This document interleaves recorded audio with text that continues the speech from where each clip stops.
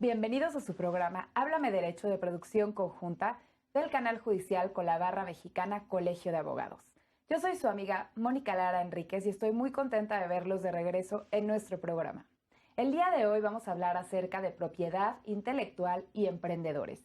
Este es un tema muy interesante porque hay muchos jóvenes en nuestro país que quieren iniciar su negocio, quieren empezar una empresa y muchas veces no saben cuáles son las implicaciones jurídicas que tiene el inicio de un negocio, qué es lo que tienen que hacer, cuál es el camino que tienen que tomar para poder constituir una empresa de la manera adecuada y sobre todo cuando esa empresa involucra que existan productos específicos o que tenga una marca en donde haya mucho interés sobre su protección, es necesario saber cuáles son los requisitos y cuáles las regulaciones que se tienen que seguir para lograr que tu empresa quede bien constituida y que no existan problemas legales. Para ello, tenemos a la especialista en propiedad intelectual, Pamela Sandoval, la cual nos va a hablar acerca de este tema. Muchísimas gracias por estar con nosotros el día de hoy. Gracias por invitarme. Pues mira, es un tema muy interesante, sobre todo porque en México tenemos mucha gente interesada en emprender, que quieren empezar su propio negocio, que quieren constituir sus empresas, pero realmente como que pues les cuesta trabajo determinar exactamente qué es lo que tienen que hacer, cómo tienen que llevar a cabo este emprendimiento y pues espero que en este programa les podamos dar un poco de luz respecto de cuál es el proceso que se tiene que seguir, qué es lo que tienen que hacer, cuáles son las medidas, los cuidados que deben de tener al momento de constituir una empresa. Pues muchas gracias por estar aquí. Y pues empiézanos a platicar un poco acerca de, en primer lugar, qué es esto de emprendimiento, qué es cuando quieres crear una empresa, qué es lo que tienes que tomar en consideración, etcétera. Claro, pues en un primer momento emprender es crear, es innovar, es transformar una idea y pues hacerla realidad. Y básicamente emprender pues lo que abarca es lo que hemos hecho desde hace mucho tiempo, que es crear una empresa.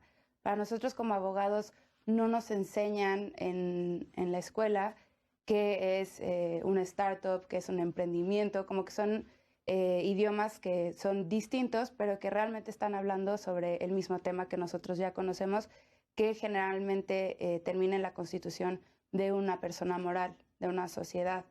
Entonces, yo creo que el primer paso sería un poco reconciliar nuestro lenguaje y poder entender que el abogado puede apoyar a los emprendedores porque ellos desde el principio están generando ideas, están generando innovación y esa innovación debe ser protegida. ¿Y cómo la vamos a proteger? A través de medios legales. O sea, estos medios legales que nosotros tenemos desde hace muchísimos años, tenemos instrumentos para proteger estas innovaciones, estas ideas, y de igual forma tenemos el vehículo indicado para ayudar a que la gente pueda constituirse, pueda tener una forma legal que necesitamos para que ellos puedan tener éxito en su negocio. Entonces yo creo que primero sería eso, reconciliar nuestro lenguaje. Emprender es literalmente tener una idea, empujarla, hacerla realidad. Bueno, entonces vemos que hay mucha gente que tiene esta necesidad de emprender. ¿Por qué? Porque tienen una idea y la quieren hacer realidad. Y quieren no solamente hacerla realidad desde su trinchera, porque dependiendo de la idea, pues serán los mecanismos y los instrumentos que se tienen que ocupar, pero también hacerla realidad en el mundo jurídico, que el día de mañana no vayan a tener un problema, que alguien más les copió la idea, claro, o que alguien más tuvo la misma idea, ¿no? Entonces, sí. Que no se vayan a presentar esas problemáticas y que cómo voy a garantizar desde una perspectiva jurídica que esa idea que yo tengo de emprender va a estar protegida. Claro. Ahí es muy interesante tu planteamiento porque ya nos metemos al tema específico de la propiedad intelectual, que, bueno, la idea desde el principio es que el emprendedor primero sepa que el abogado no es un enemigo, que no es una persona que le va a generar únicamente un gasto, sino que precisamente es esta persona que lo puede ayudar a ubicar lo que tiene que proteger desde el principio. Así como constituirse es algo muy importante, es vital, incluso para existir fiscalmente, para existir legalmente, el hecho de que desde el principio se tomen los cuidados necesarios para proteger las ideas, porque aunque no podemos nosotros registrar una idea como tal, porque es algo intangible, podemos aterrizarlo en un plan, podemos generar, crear una innovación, podemos desarrollar una marca y eso sí es protegible. Ahí es donde genero yo valor y ahí es donde como emprendedor yo estoy poniendo mi valor. O sea, realmente el valor agregado de todas las empresas está en sus activos de propiedad intelectual. Es lo más importante que tienen, es su innovación, es su creación. Muchas veces también está ahí su originalidad creativa. Entonces, es muy importante que desde el principio sí haya un planteamiento serio de ¿por qué tengo que proteger esto? O sea, realmente lo que estoy haciendo yo es evitar que me roben o estoy haciendo las cosas bien desde el principio para tener una estructura suficientemente fuerte que yo pueda crecer como emprendedor, que la gente me vea como alguien serio, porque la gente que toma en serio su propiedad intelectual toma en serio su negocio y esa es la imagen que se proyecta. Y obviamente un emprendedor cuando es muy chiquito, pues necesita asistirse de estas herramientas para poder ser tomado en cuenta por los demás peces, ¿no? Que están en el mar y que ya llevan muchos años y que obviamente lo que saben que vale más es su innovación, sus ideas y otra de su propiedad intelectual. Ok, entonces, pues ya nos dejas muy claro que uno de los activos más importantes para un emprendedor es tener claro qué va a ser su propiedad intelectual, ¿no? ¿Cuál es, no en sí la idea, que como bien dices, no se puede, pues, tener en una cuestión tangible, sino que más bien es algo intangible, pero que sin embargo sí se puede, pues, concretizar en algo en específico, que puede ser desde una marca, desde un producto innovador, diferentes cosas. Y hablas acerca de constituir. ¿Qué es esto de constituir? Pues constituirse es, yo hago un ejercicio muy sencillo cuando llega un cliente a mi despacho y es sentarlo, que me explique exactamente qué es lo que quiere. Muchas veces es un grupo de personas y ellos normalmente tienen una idea innovadora, tienen una idea para hacer un negocio, pero no tienen personalidad jurídica colectiva. Entonces, ese es el primer punto. El primer punto es sentarnos, armar un grupo que legalmente tenga una identidad. Porque aunque somos un grupo de personas que queremos hacer muchas cosas juntos, que tenemos una meta en común, que sabemos el beneficio de trabajar juntos, no tenemos una identidad legal. Entonces, ese sería el primer paso. Sería constituirnos, sería alinear de alguna forma nuestros incentivos, nuestras metas y tener una identidad jurídica colectiva. ¿Por qué es importante? Primero porque me da seriedad. O sea, las empresas con las que yo pueda contratar, que vayan a ser mis clientas, que vayan a ser mis proveedores, me van a ver mucho mejor si yo tengo una sociedad o una asociación o tengo una entidad legalmente constituida con un registro federal de causantes, con si pago yo mis impuestos. Eso da la idea y da claridad sobre las negociaciones y sobre qué tan serio me estoy tomando realmente el negocio. O sea, estamos juntos, vamos a constituirnos, vamos a firmarlo. Incluso hasta psicológicamente creo que tiene un impacto fuerte el firmar, ¿sabes? Con el firmar, poner la huella. Sí, como más compromiso, ¿no? Claro, no solamente con los clientes, sino con tus socios. Claro, exactamente. Entonces ya si yo, no sé, mañana me despierto y digo, híjole, es que esta idea no me encanta, en lugar de pensar, bueno, voy a voltear mi cara y me voy a ir con otro equipo, no, o sea, ya firmé, ¿sabes? Ya firmé y yo quiero que esto, hacer que esto funcione. ¿Por qué? Porque es un compromiso mucho más latente. Yo a muchos clientes les digo que es más fácil divorciarse que disolver una sociedad, porque así de grande es el compromiso y es real.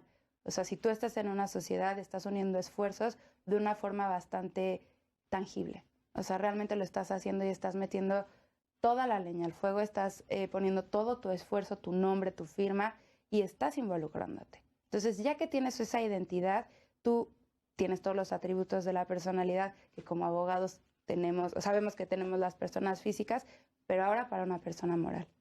Entonces, ¿qué beneficios tengo yo? O sea, no es nada más que a mí me guste promover que la gente se constituya para que gane el notario, no. O sea, yo creo que es muy importante, yo creo que además de esta parte psicológica, incluso como estructura de negocios, le da bastante coherencia al crecimiento, empiezas a darte cuenta que hay que pagar impuestos, te empiezas a dar cuenta que hay que llevar una contabilidad, que tienes que tener orden, que tienes que celebrar asambleas de accionistas cada X tiempo. Hay un organismo que se dedica a vigilar, hay un organismo que se dedica a vigilar ese organismo. Entonces, es una estructura que empieza a darnos una idea de cómo poder crecer de una forma efectiva, de una forma, lo más probable, es exitosa también. Entonces, sí, constituirse es pues muy importante. Y una vez que estamos constituidos, que ya nos has explicado todo esto de las implicaciones que tiene la constitutiva, ¿en qué momento es en donde entra pues la parte principal, que es por qué me estoy constituyendo, ¿no? ¿Cómo voy a crear mi idea? ¿Cómo voy a registrar? ¿Cómo la voy a proteger? ¿Cómo voy a buscar que no me vayan a robar pues este producto innovador que yo quiero producir, que estoy formando mi sociedad para lograrlo? ¿Cómo voy a saber que alguien más no tuvo esa misma idea antes que yo? Claro. ¿Cuáles son esas certezas jurídicas que se van a ir pues formando a lo largo de este procedimiento, sobre todo en el aspecto en el que a la mayoría de los jóvenes cuando van a emprender es lo que más les importa, ¿no? ¿Cómo voy a proteger esa idea? ¿Cómo voy a proteger un nombre buenísimo que se me ocurrió o el producto innovador que nadie tiene y que yo lo quiero sacar al mercado? ¿Cómo voy a proteger eso? Claro. Ahí hay que ver primero si tenemos, por ejemplo, si la empresa se dedica a hacer innovación, muy probablemente lo que tengamos es algo que se puede patentar. Las patentes ya, pues es difícil encontrarlas porque pues, es difícil tener algo que sea 100% nuevo. Pero aún así, al día de hoy se presentan muchas solicitudes de patente, modelos de utilidad, que son patentes chiquitas. Y mi consejo sería para estos emprendedores que ya tienen su empresa constituida, sería preguntarse qué le da valor agregado a mi empresa que haya aportado yo, que haya sido en términos de innovación o en términos de creación. O sea, ¿por qué divido estas dos cosas? Porque en la propiedad intelectual hay dos ramas, la propiedad industrial y la propiedad intelectual stricto sensu, o sentido estricto. En la propiedad industrial tenemos la protección justamente de estas patentes, de marcas, eslogans que son avisos comerciales y esa es una protección, digamos, distinta a la que hay en la propiedad intelectual, porque la propiedad intelectual es derechos de autor, que tiene que ver más con la creación. En nuestra legislación incluso tiene dos leyes diferentes, son dos autoridades distintas, tienen dos reglamentos diferentes, son dos canchas totalmente aparte, ¿no? Entonces, primero hay que saber en qué cancha estoy, o sea, qué es lo que yo tengo, ¿no? Hacia dónde me voy a ir. Para poder hacer esta protección, yo realmente lo que sí hago mucho hincapié es contraten un abogado. ¿Por qué? Porque aunque el INPI o el INDAUTOR son como muy accesibles, muy amables, muy user-friendly, no hay como acercarte a una persona que estudió para eso, que todos los días se enfrenta al reto de que le cambian las reglas, las circulares, todo el tiempo cambian las reglas en propiedad industrial, en propiedad intelectual. Si la gente va y hace sus registros de forma personal, muy probablemente lo puede obtener, pero hay una probabilidad muy amplia de que existan ciertos aspectos que se le escapen. ¿Por qué? Simplemente porque es un tema que aunque pudiera ser muy sencillo como a primera vista, cuando lo analizamos más a fondo, hay tratados internacionales que implican clasificación de productos y servicios en tema de marcas, hay tratados internacionales que clasifican avisos comerciales, hay tratados internacionales para el trámite de patentes, hay tratados internacionales, y todo eso, como usuario, ese conocimiento, pues es difícil que lo tengas. Entonces, en primera yo diría, contrata a un abogado. ¿El abogado para qué está? ¿Para qué estamos? Para identificar de lo que tú estás haciendo, de tu valor agregado, qué se puede proteger. Muchas veces a mi oficina llegan emprendedores, llegan jóvenes con unas ideas increíbles, ¿no? Increíbles para cambiar el mundo, que yo de verdad no sé de dónde se les ocurrió, pero es increíble. Y hay cosas que se pueden proteger y hay cosas que no. O sea, si nada más estamos hablando de una idea, de algo que está así en el aire, yo no lo puedo proteger. Yo necesito que, o esté fijado en un medio material para poderlo proteger, o que esté aplicado ya hacia una invención, o hacia una marca, o hacia un eslogan. Cuando tenemos estos tangibles, ya podemos definir si nuestra protección va hacia derechos de autor o va hacia propiedad industrial. O sea, ese sería el primer paso, ¿no? Por ejemplo, si tengo yo una empresa y me llegan con un eslogan, con un aviso comercial increíble, súper creativo, original, único, que queda perfecto para sus servicios, ¿cómo voy a saber yo, como abogado o como usuario, que nadie más lo está utilizando, ¿no? Que este es un escenario muy, muy común y es peligroso a veces, que no sabemos si lo que estamos usando nosotros, alguien más no lo está usando, o peor, estamos usando algo de alguien más. O sea, que puede ser. Entonces, en el caso específico del INPI, el INPI tiene mecanismos muy buenos para hacer búsquedas, tanto de marcas como de avisos comerciales. Tiene exámenes previos de novedad antes de que presentemos la solicitud de patente, precisamente para saber cómo está el estado de la técnica, que en tema de patentes es qué existe en el mundo, ¿no? O sea, yo creo que estoy patentando, que estoy creando una innovación que se puede patentar, pero igual eso ya no es tan innovación. Igual en Alemania ya lo hicieron, o igual no me voy tan lejos, en Chihuahua ya está hecho. Entonces, ¿cómo puedo saber que realmente lo que tengo es nuevo, ¿no? O no ha sido registrado?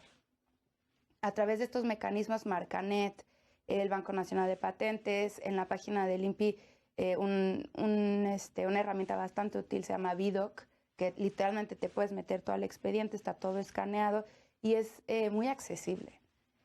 Es accesible si un poco hablas el idioma.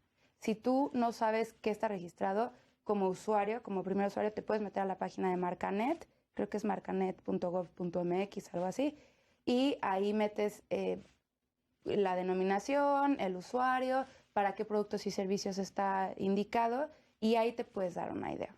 Ahí ese es como un primer contacto de saber qué está registrado y qué no está registrado. Entonces tú ya puedes saber, bueno, por este camino me puedo ir o por este no. Por este puedo infringir incluso un derecho de propiedad industrial.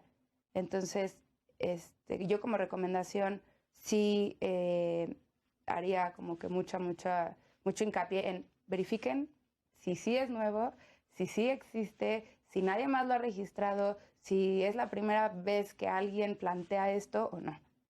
Hay formas de hacerlo, a través de su abogado yo recomendaría, pero si no, en el INPI hay muchas herramientas para tener ese conocimiento.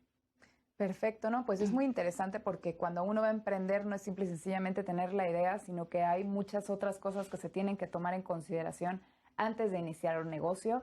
Y no se vayan, estamos en Háblame Derecho con este tema tan interesante y nos vemos regresando de la pausa. Gracias.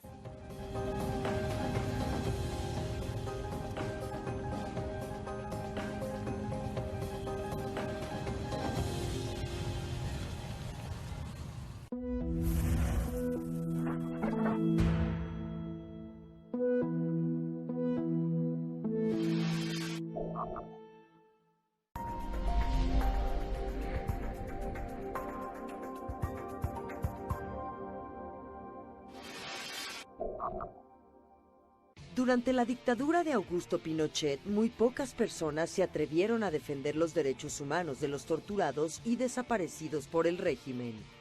Uno de ellos fue el cardenal Raúl Silva Enríquez. Sus archivos, escondidos durante 22 años, ayudaron a revelar la magnitud del genocidio en Chile y sirvieron como pruebas contundentes para el arresto de Pinochet en 1998. Conoce esta apasionante historia en la serie Los archivos del cardenal. Nunca se habían encontrado un número tan grande de cuerpos. ¿Fueron muertos recientemente? Podrían ser fusilamientos, son varios. Todos los desaparecidos deben estar así. Lo importante ahora es confirmar la data de muerte e identificar los cuerpos. Quizás no son víctimas de la dictadura. Viernes, 23 horas.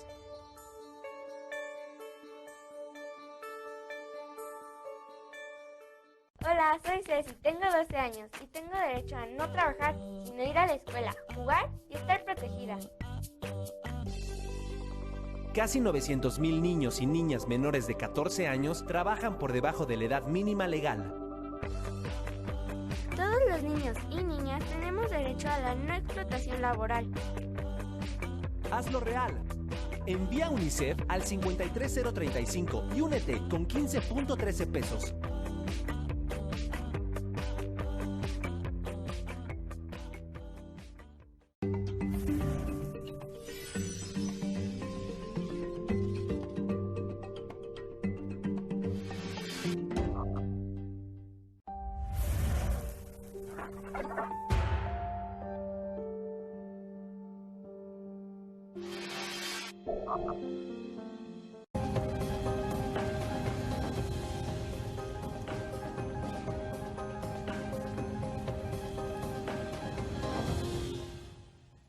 Bienvenidos de regreso a su programa Háblame Derecho. Yo soy su amiga Mónica Lara Enríquez y los invito a que nos sigan en las redes sociales que aparecen en pantalla y a mi red social personal en Moni Laraen, en Facebook, Twitter e Instagram.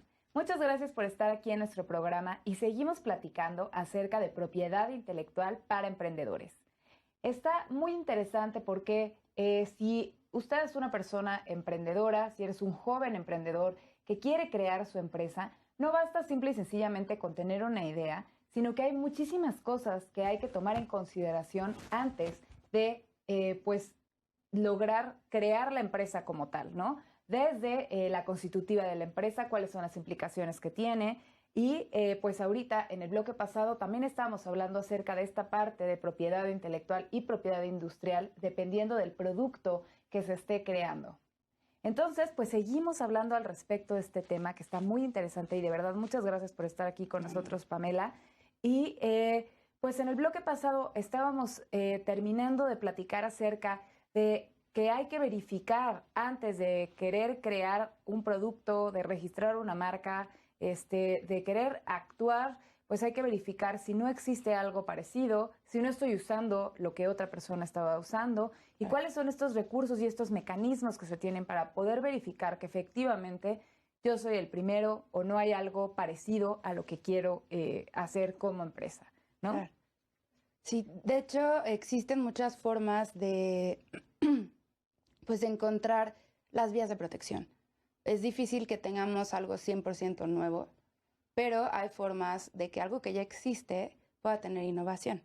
Claro. Entonces, existe muchas herramientas. El trabajo también del abogado de propiedad industrial es ese, es plantearle a su cliente la forma en la que sí pueda proteger sus cosas, porque no sirve de nada que tú estés del otro lado de la mesa en una postura un poco de juez diciendo esto no se puede proteger. Al contrario, a nosotros como abogados nos toca y tenemos la responsabilidad de ver cómo sí se puede proteger y de encontrar las vías para que nuestros clientes, nuestros emprendedores puedan tener la seguridad de que ellos están haciendo las cosas de una forma legal, que no están invadiendo estos derechos de terceros y que además ellos están protegiendo en el mismo momento en el que están avanzando. Porque muchas veces, ¿qué pasa? Empiezan a avanzar, se emocionan con la idea, empiezan a innovar, empiezan tal vez a vender un producto y empiezan a generar ingresos. Entonces, ahí ya tenemos un valor que se tiene que proteger, un activo intangible que me está generando ingresos. Entonces, si yo no he tenido la oportunidad, no sé, igual la paciencia, la previsión de protegerlo, lo tienes que proteger. No, claro, y te puedes meter en muchos riesgos porque el día de mañana puede llegar alguien y decirte, pues esto que estás utilizando resulta que yo pues ya lo venía utilizando antes.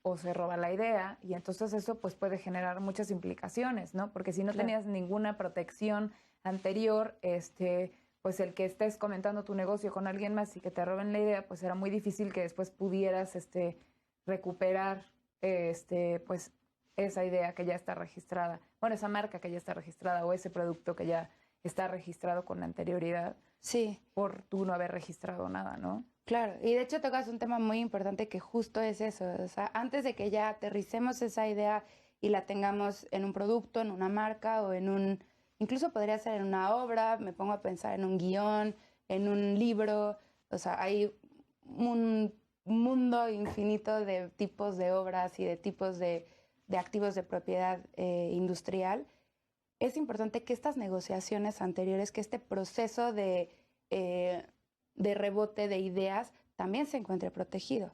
Porque muchas veces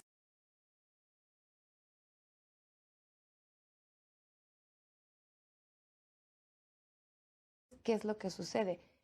Contratamos gente que nos ayude a desarrollar nuestra idea, una muy buena idea de qué es lo que queremos hacer. Entonces nos juntamos con especialistas, llámese diseñador web, llámese pues incluso un simple diseñador, puede ser un ingeniero químico, dependiendo en qué mundo estemos.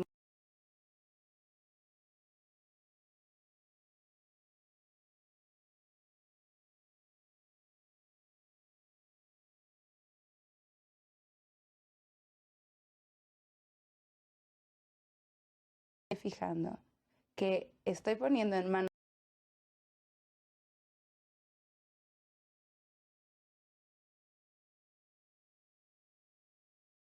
no los quiero espantar, no quiero que piensen que todo lo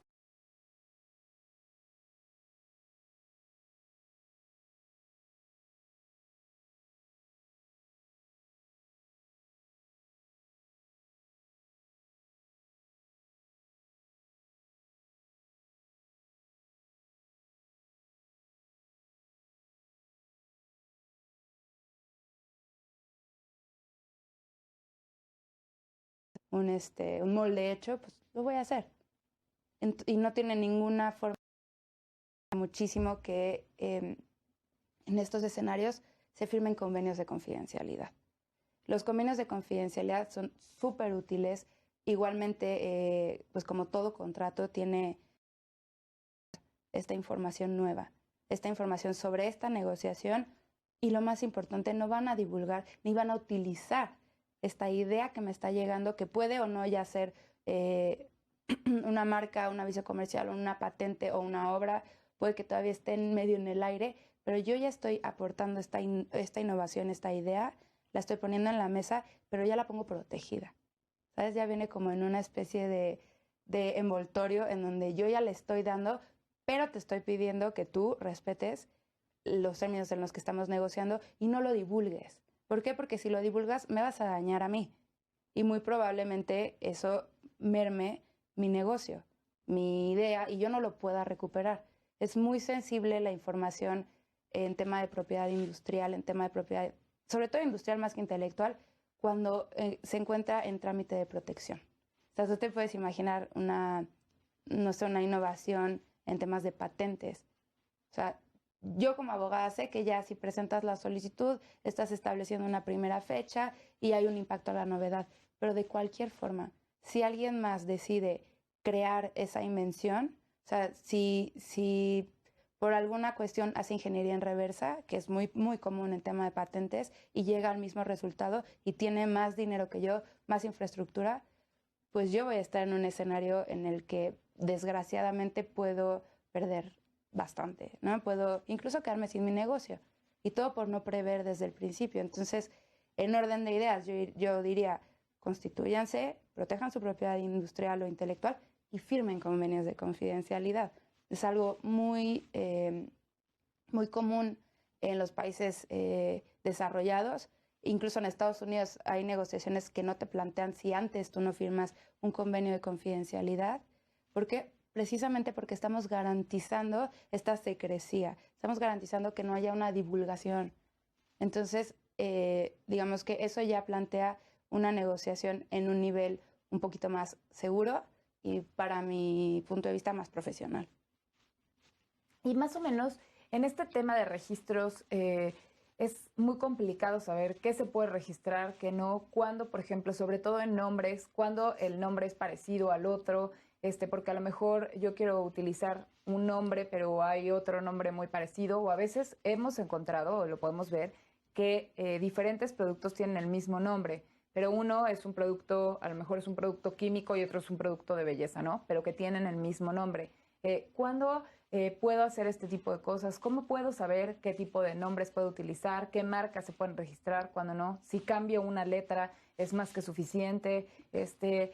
Para que la gente también sepa cómo poder pues nombrar muchas veces su empresa, su negocio, su producto, Claro. que es todo un tema pues muy Sí. complejo. Sí, sí, sí. De hecho, es muy importante diferenciar dos temas principales en esa pregunta. Primero, el tema, y esto es algo que me preguntan muy seguido. Me dicen, oye, Pamela, si yo utilizo esta marca, ¿mi empresa se tiene que llamar así? ¿O puedo ponerle algo diferente?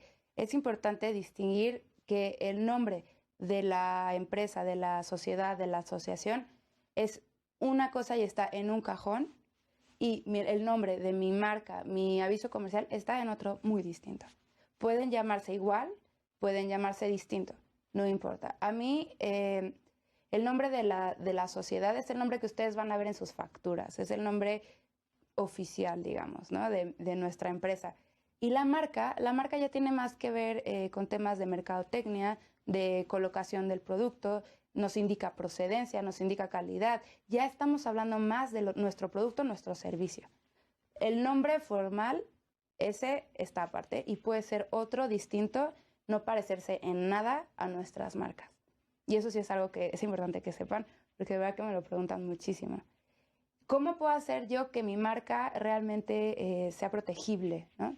Que yo no esté pisando derechos de vecinos, de terceros, exacto. Una forma es hacer una búsqueda fonética en Marcanet. Como les decía hace ratito, hay tratados internacionales que regulan todo el tema de propiedad industrial, específicamente de marcas, y hay un tratado internacional que se llama el Acuerdo de Niza, que es el tratado internacional que nos ayuda a clasificar en 45 cajones los productos y los servicios.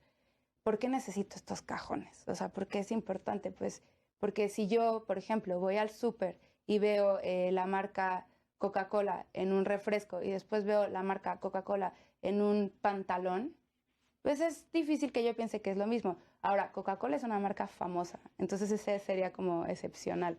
Pero si yo veo la marca, no sé, una marca un poco más común como Lanza, que nunca la hemos escuchado en productos de limpieza, y la marca Lanza para productos, no sé, de alimentarios para café, probablemente piense que son distintos, ¿sabes? No me está indicando lo mismo. Entonces, una estrategia bastante buena es fijarnos hacia qué mercado estamos dirigiendo nuestro producto o nuestro servicio. Ahí empezamos a generar un poco más de angostura en nuestras búsquedas. Nuestro universo se reduce únicamente a ese cajón. Entonces, ¿qué es lo que hago? Encuentro mi cajón, que si estoy, por ejemplo, en productos de papel, mi cajón va a ser la clase 16, y en esa clase busco qué existe. O sea, si yo quiero llamarme, no sé, Bond en la clase 16, es probable que no me permitan porque no nada más puede existir, sino que es descriptiva, es un tipo de papel. Entonces ahí te encuentras varios escenarios en los que tenemos que fijarnos para poder obtener la marca. No nada más es que se parezca a otra registrada, sino que tampoco puedo ser descriptivo. ¿Y tienes que tomar en cuenta tanto marcas nacionales como internacionales? No, la protección de las marcas es nacional. La protección de las marcas dura 10 años, prorrogables por periodos iguales de 10 años, y el universo que nos concierne únicamente es el de las marcas registradas en México. Esto es importante porque si yo llevo mi producto a España y lo quiero vender ahí y quiero expandir mi negocio, tengo que registrar la marca allá. Existen varias formas de hacer los registros internacionales. Una es contratar directamente a un abogado allá. Hay otro tratado internacional que se llama el Protocolo de Madrid, que me permite desde México solicitar un registro en otro país que sea miembro de ese tratado. Entonces, como ves, hay muchas cosas que se tienen que... Y entonces, desde que voy a constituir mi empresa y voy a crear mi marca, tengo que tomar en consideración en qué países me gustaría a lo mejor registrarla para ver también cuáles son las marcas que ya existen. ¿Podría haber conflicto? ¿Tendré que cambiarle el nombre a la marca? Si, por ejemplo, en México se llama de una manera y lo quiero registrar en España y resulta que hay una marca muy parecida o similar que pudiera tener conflicto respecto del mismo cajón, como mencionas, Sí, sí. por ejemplo, de papel. Sí, sí. Entonces, desde un inicio tendría que darme cuenta, o si quiero, por ejemplo, expandirme, registrarla desde un inicio, aunque no vaya a crear negocio en este momento, pero si mi plan a futuro es crear negocio en ese país, pues ya registrarla desde un inicio. ¿Cuál sería tu recomendación de experto? Pues sí, depende del momento en el que estés como empresa. Si tú te estás constituyendo, pero ya tienes una infraestructura atrás, porque, por ejemplo, vas a ser una filial de una empresa que ya existe y vas a ser su comercializadora y directamente te vas a ir a exportar, mi recomendación sería poner la marca tomando en cuenta eso, justamente, el mercado en los países a los que te quieres ir. Este desafío se lo encuentran muchísimas empresas transnacionales de alimentos que, por ejemplo, ellos aquí en México ponen un nombre, pero llegan a España y ese nombre no lo pueden utilizar porque o es ya una marca registrada o tiene otro significado distinto. O sea, por ejemplo, las películas de dibujos animados de niños. A mí me sorprendió mucho en diciembre que llegué, vi un tema y se llamaba Vaiana, la nueva princesa de Disney. Y aquí en México es Moana. Entonces, si empresas como Disney se encuentran con estos temas que no nada más tiene que ver con temas del registro, sino como en la percepción de la marca, si esa marca, igual la palabra Moana en España tiene una, pues no sé, tiene algún otro significado y decidieron utilizar la marca Vaiana, ya estamos hablando, digamos, de una estrategia de marketing, de publicidad y una estrategia legal. Entonces, sí hay que fijarse desde el principio si tu plan es exportar desde un primer momento. Si no, lo que yo haría, y mi consejo sería para quien empieza chiquito, sería empezar a vender en México, enfrentarte a los desafíos de registro de marcas en México primero, y una vez que tengas eso seguro y después quieres exportar, bueno, entonces ya te puedes poner a ver cada país cómo está para definir una estrategia de registro. Ok, perfecto. Pues la verdad es que son muchísimas cosas las que se tienen que tomar en consideración, que realmente pues este tema es muy interesante y que muchísimos empresarios pues se enfrentan a estas situaciones, que es muy importante pues tomarlas en consideración desde antes que se va a constituir la empresa para saber cuáles son ahora sí que el tablero de ajedrez que se va a tener que jugar para lograr tener pues mi marca o mi patente, etcétera. Bueno, pues estamos en Háblame Derecho. Yo soy su amiga Mónica Lara Enríquez. Nos vemos ahorita regresando de una pausa. No se vayan.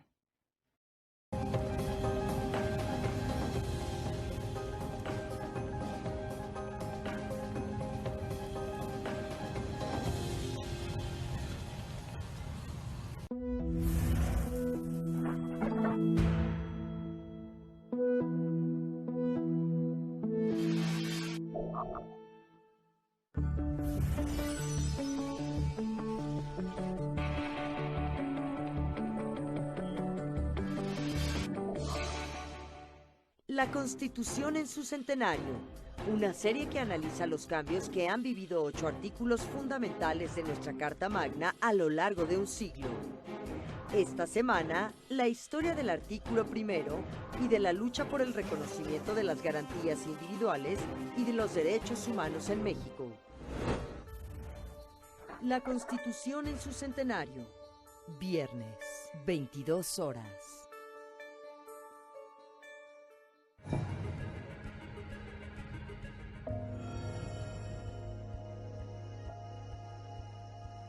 Ipso iure significa, por virtud del derecho mismo.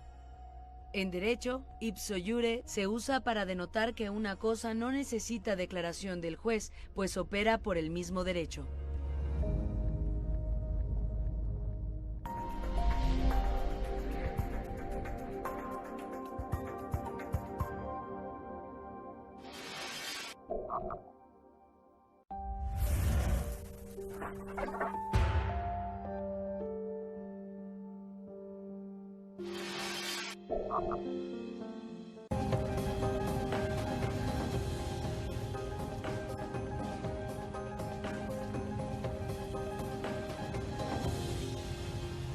Bienvenidos de regreso a su programa Háblame Derecho, de producción conjunta del Canal Judicial con la barra mexicana Colegio de Abogados. Yo soy su amiga Mónica Lara Enríquez y los invito a que me sigan en mi red social personal en @monilaraen, en Facebook, Twitter e Instagram, y a las redes sociales que aparecen en pantalla. Seguimos hablando acerca de propiedad intelectual para emprendedores. Ha sido un programa extremadamente interesante para poder dar una guía pues dentro del tiempo que tenemos para que se puedan ir informando de qué son todas las cosas que se tienen que tomar en consideración al momento de constituir una empresa. Y vemos que hay pues muchísimas pues aristas en el tema, desde tomar en consideración qué es lo que quiero registrar, qué es lo que quiero hacer mi empresa, si quiero hacer algo que sea de competencia de propiedad de autor, dependiendo si voy a hacer una obra de teatro, un libro, una película, etcétera, o si voy a querer hacer una marca que represente algún producto. Y ahora vamos a hablar acerca un poco de qué son esto de las patentes. Habíamos establecido pues que las marcas únicamente son de competencia nacional y que yo en el momento de querer registrar una marca pues me tengo que dar cuenta únicamente a nivel nacional qué es el tipo de marca, cuál es el nombre, etcétera, para que no tenga ningún problema. Y en algunos casos, dependiendo de las circunstancias, a lo mejor se tomará en cuenta el lugar en el extranjero en donde la quiera registrar. Pero en patentes es otra cosa completamente distinta, ¿no? Sí. En patentes hay que tomar en cuenta todo el mundo. Y eso, pues, obviamente lo pone en una situación muy compleja. Claro. El tema de patentes, el determinar si efectivamente estamos ante una innovación o no. ¿Cuándo hay que hacer una patente? ¿Cuándo podemos determinar que es un producto nuevo? Y cómo se toma en consideración, pues, todo el mundo. Ok. Es una super pregunta. El tema de patentes es todo un tema, la verdad. Es muy interesante y primero hay que empezar por entender qué es una patente. La patente es el procedimiento a través del cual voy a proteger una innovación, ¿ok? El sujeto es la innovación y el proceso es la patente. Caemos muchas veces en el error de decir mi patente. Es la forma de decir las cosas. Pero yo en las clases que doy les digo, si de esta clase se van solo con una cosa, váyanse con la idea de que se patentan las invenciones y se registran las marcas. Si solo se quedan con eso, yo me quedo muy feliz. ¿Por qué? Porque la gente entiende que es un proceso, o sea, es un proceso con etapas, ¿no? ¿Qué es lo que se protege en la patente? Exactamente, se protege la innovación, se protege una invención que tiene que tener ciertas características. Nosotros los abogados le decimos requisitos positivos de patentabilidad, pero eso es, digamos, muy rebuscado, muy técnico, exacto. Pero es importante entender que para que una innovación pueda ser patentable, para que un invento pueda ser patentable, tiene que tener por lo menos estas tres cosas. Lo primero es la novedad. Es la característica más importante de las patentes y es la característica de la que hablas tú ahora, que es una característica universal. En la ley de la propiedad industrial, novedad está definido como aquello que no está dentro del estado de la técnica. Otra vez nos elevamos, ¿no? Entonces hace algo muy, ¿qué es el estado de la técnica? ¿Qué es eso? ¿Con qué se come? Bueno, el estado de la técnica es todo lo que existe hasta el momento en el que se presenta la solicitud de patente, ¿ok? Todo lo que existe. ¿Qué es todo? Ahora sí estamos hablando en un tema pues bastante universal. Me pongo, por ejemplo, en la época de Guillermo González Camarena, en la televisión a color. En ese momento no existía en ningún lugar del mundo televisión a color. No existía. Hay novedad. Estamos ante un escenario donde sí hay algo nuevo, mundialmente nuevo, ¿ok?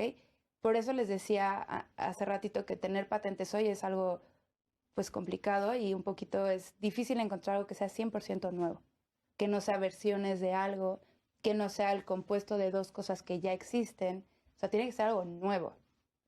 Entonces, primero es esta novedad, encontrar esta novedad. Yo puedo saber si tengo algo nuevo, voy al INPI, presento una solicitud para que se le haga un examen previo de novedad a mi invención y me contestan, ¿existe o no existe? Me pueden contestar que existe en Alemania porque tienen el registro del Banco de Patentes alemán, donde está desde hace 2 años solicitado eso. Entonces ya no es nuevo. Ya no tengo realmente algo que pueda patentar.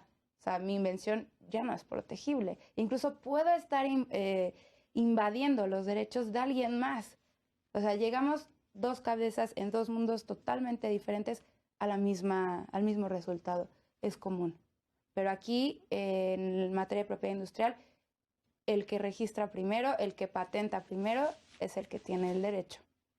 Hay derechos de uso previo, hay situaciones anteriores, pero si yo soy el primero en registrar, tengo una probabilidad mucho más alta de que esa patente sea mía, de que yo tenga la explotación exclusiva. Otras dos cosas que tenemos que observar en tema de patentes, de invenciones, es que provenga de actividad inventiva y que tenga una aplicación industrial. Esas son las tres: novedad, que provenga de una actividad inventiva y que tenga aplicación industrial. Si yo cumplo estos tres requisitos, es muy probable que me otorguen este reconocimiento nacional que se llama patente, título de patente, ¿ok? ¿Qué es lo que pasa? Muchas veces en el tema de patentes los abogados nos quedamos un poco cortos porque ya el conocimiento y el lenguaje que se habla es muy técnico y puede ser de ingeniería, puede ser de química, puede ser de medicina. Entonces, en ese caso, la mayoría de los abogados de patentes nos apoyamos en expertos en el tema. Entonces se vuelve un trabajo en equipo muy interesante, hay mucha colaboración y al final el resultado, si es positivo y si hacemos bien nuestra chamba, es obtener esta patente. Es un proceso que más o menos llega a durar hasta 24 meses, tiene costos más elevados que las marcas, tiene regulación internacional, igual, hay un procedimiento un poco más pues avanzado para proteger las invenciones a través de patentes y es todo un tema, la verdad. Yo les recomiendo específicamente a los emprendedores que tienen patentes, o sea, que tienen invenciones que se puedan patentar, que contraten a un abogado. O sea, de verdad, háganlo, porque tienen muy probablemente una joya entre sus manos que hay que proteger.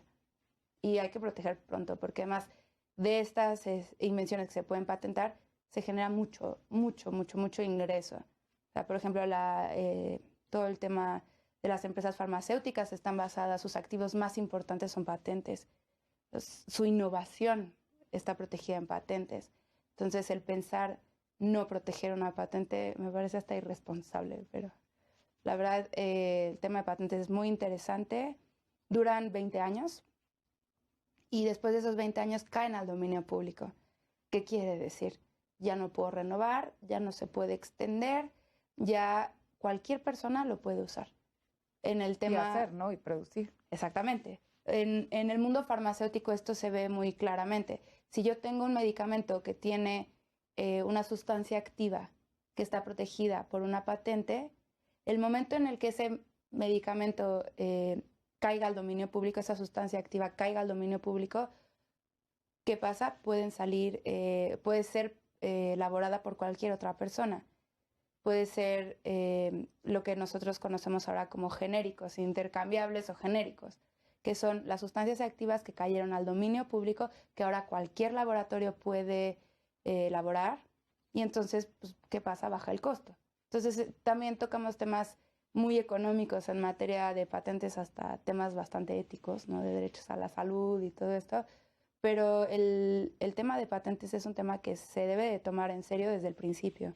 Y hay veces que en temas de emprendimiento, chavitos que tienen empresas muy jóvenes tienen la suficiente innovación y tienen de verdad inventos que pueden cambiar al mundo como lo vemos hoy. La verdad es que sí es pues un tema importante. Sí, ¿no? Y que bueno, es mucho más difícil poder encontrar algo innovador ahora que estamos en competencia universal, sí, pero que, como dices, tiene una protección muy especial. El tema de patentes, el tema de los inventos, de algo nuevo, tiene una protección muy especial y que, dentro de lo que cabe, pues también tendrá una protección universal. Y eso, pues obviamente da un poderío económico, pues muy importante, ¿no? El que yo únicamente pueda tener la producción de ese invento en lo particular, sí, ¿no? Que ahí es importante resaltar que la novedad es universal, pero la protección yo la tengo que hacer en cada país. ¿Por qué? Porque necesito ese reconocimiento local. Pero el que yo lo haya protegido en un país antes que en otros, me da a mí el derecho a conservar esa fecha, que puede ser de divulgación previa o la fecha de presentación. En materia de propiedad industrial y de propiedad intelectual, las fechas son clave, totalmente. O sea, yo tengo el mejor derecho si yo fui el primero en divulgar, si yo fui el primero en registrar o en patentar. Ok, perfecto, ¿no? Pues es muy interesante y vamos abarcando poco a poco como que todo el globo que implica tener una empresa. Y vemos que también hay otro tema que me gustaría tratar que se involucra con todos estos, que no solamente implica el registro de autor de la marca o de la patente, sino que también hablo del tema de franquicias, que ese también es otro tema muy importante y que va muy relacionado con esto, porque es yo darle pues literalmente mi negocio a otra persona para que lo opere, con derechos de uso de marca, de uso de imagen, porque ahora ya no es solamente la marca, sino la imagen de mi negocio, que pues mucha gente le interesa que eso se conserve, que no todos los negocios se vean iguales, pues para que la gente cuando llegue al lugar en donde yo pues ofrezco mi producto, sepan que es mi producto el que se va a vender ahí, ¿no? Claro, claro. De hecho, el tema de franquicias, pues es un tema muy de actualidad, es un tema que muchos emprendedores pues recurren para poder tener esta independencia económica. Y digamos que es un modelo idóneo. ¿Por qué? Pues porque ya es un negocio probado. Es un negocio, digo, dependiendo si queremos o no innovar, es un negocio que ya está comprobado, que genera ingresos, que genera suficientes pues, utilidades como para hacerlo crecer ya a un modelo de franquicia. Legalmente la franquicia está compuesta por dos cosas. Está compuesta por la marca y está compuesta por los manuales de uso. ¿Qué es lo que estoy transmitiendo? ¿Qué estoy transfiriendo en mi contrato de franquicia? Estoy permitiendo que la persona, mi franquiciatario, utilice mi marca, le estoy dando una licencia de uso de marca y además le estoy dando la autorización de utilizar mis manuales de operación, mis manuales de conducta, mis manuales que me permiten tener al negocio como lo he tenido hoy. Sí, o sea, lo que hace que el negocio sea exitoso. Exactamente. Lo que se conoce como el know-how, ¿no? Exactamente. Y el know-how también es otro activo de propiedad industrial que se protege a través de estos manuales. O sea, yo lo que estoy haciendo es meter todo lo que yo sé, todo el conocimiento que tengo dentro de un documento que estoy registrando en derechos de autor y que ese documento yo después lo puedo licenciar, puedo autorizar su uso a un tercero para que lo explote en un modelo de franquicia.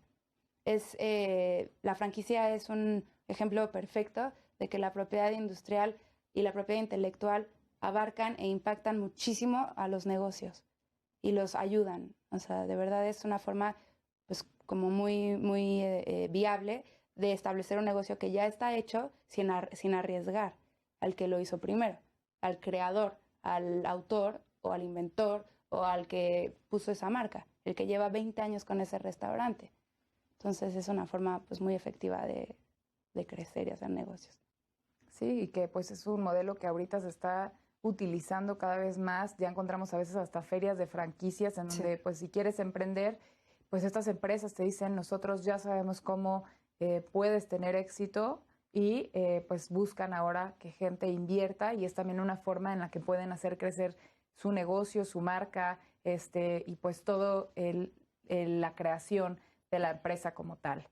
Y pues ya para concluir, ¿alguna conclusión que te gustara darnos en este programa? Y ya con esto pues daríamos fin al programa y de verdad muchas gracias por haber estado el día de hoy aquí y dar un poco de luz a todos estos emprendedores de qué es lo que tienen que hacer, cuáles son todas las implicaciones jurídicas que se van a tener que enfrentar al momento de pues emprender y constituir una empresa y que no solamente es eso, sino todo lo que tienen que tomar en consideración alrededor de esto. Claro. Pues yo lo que les aconsejaría primero es constituirse, acercarse a un abogado. Es esencial porque realmente en la cultura en la que vivimos, desgraciadamente los abogados somos vistos como los ogros, los malos, ¿no? Solo aparecemos para rescatar. Yo creo que mi consejo sería, vean a su abogado como alguien que les puede realmente evitar problemas, que puede evitar que ustedes se caigan en el pozo y tengan entonces que voltear y rescatar la situación. Véanlo como alguien que desde el principio puede ir acompañándolos y los puede ayudar con herramientas legales para que su negocio crezca en firme desde el principio. Ustedes como emprendedores necesitan hacer contratos, necesitan registrar sus activos de propiedad industrial y de propiedad intelectual. Creo que es importante desde el principio que se tomen las cosas en serio, que vean que esta semillita que están sembrando hoy tiene una probabilidad muy grande de crecer y convertirse en un negocio serio, porque muchas veces desde el principio como que no se la terminan de creer y por eso no hacen las cosas en serio, como que dicen, bueno, es que no sé si esto puede hacer negocio y entran con un poquito como con miedo. No, o sea, si ya estamos aquí, vamos a hacer las cosas bien. Esa es la verdad. Y ya la última pregunta. ¿La ley en México protege bien a todos estos empresarios? Tú en en un examen muy rápido ya para cerrar el programa, ¿crees que tenemos una buena ley de protección? Yo creo que México es un país privilegiado en materia de emprendimiento. Creo que en México tenemos muchos elementos para emprender, muchos elementos para proteger nuestras ideas, nuestras invenciones, nuestras marcas. Es fácil, no es tan caro y comparado a otros países creo que estamos en un lugar bastante bueno.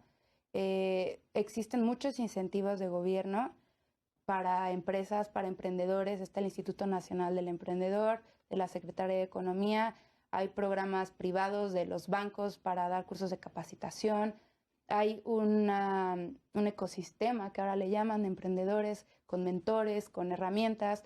Creo de verdad que México es un gran lugar para emprender hoy. Y no nada más por nuestra legislación, que la verdad es bastante buena en materia de propiedad industrial.